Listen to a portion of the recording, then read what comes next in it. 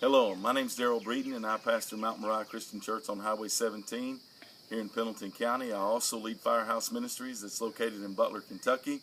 And I want to talk to you a little bit today about God's tool chest. In 1 Corinthians chapter 1, verses 27 through 29, we see the things that God uses to bring about change. And one of the first things it says in those verses is that God uses the foolish things to confound the wise. So the scripture also teaches us that it's by the foolishness of preaching that souls are saved, because it is kind of a foolish looking thing when you got one person standing in front of a congregation of people and they're preaching, and if it's especially when it's from their heart, it even looks more foolish, because then they're really putting themselves into it. They're really, giving it their all.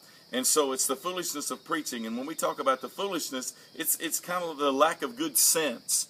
And so God uses the foolish things of this world to confound the wise, because there's so often people get caught up in their head and they're trying to figure everything out instead of just allowing their heart to follow after Jesus. And then the next thing it says in those verses is that he uses the weak things to confound the mighty. And what looks really weak? One of the weakest looking things in our society is true love, because true love actually opens yourself up, causes you to be vulnerable, causes you to seek the highest good of another without personal gain, puts you in a position to where you can be used and maybe even abused.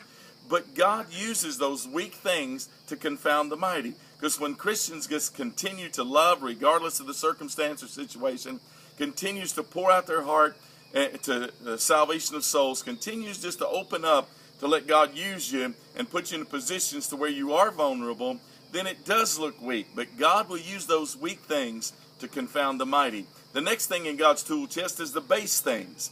And when we talk about the base things, we're talking about those things that humble the exalted. And when we think about base things, we're thinking about the inferior person, the person that God uses to humble those who look at themselves as being above everybody else.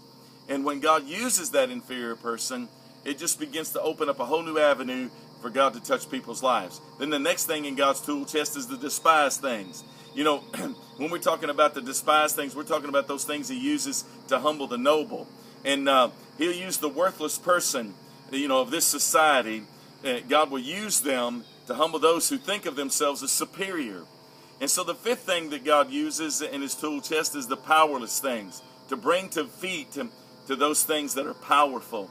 And you see, hope, peace, joy, and love doesn't look like they're very powerful, but God uses those powerless looking things to bring defeat to all of that looks powerful, nations, governments, and everything. Because when God begins to move in the hearts of people, it humbles them, and then his tool chest is revealed, and he is glorified. So today, I just ask you, will you be a part of God's tool chest? Because if you are, you'll make a difference. God bless you.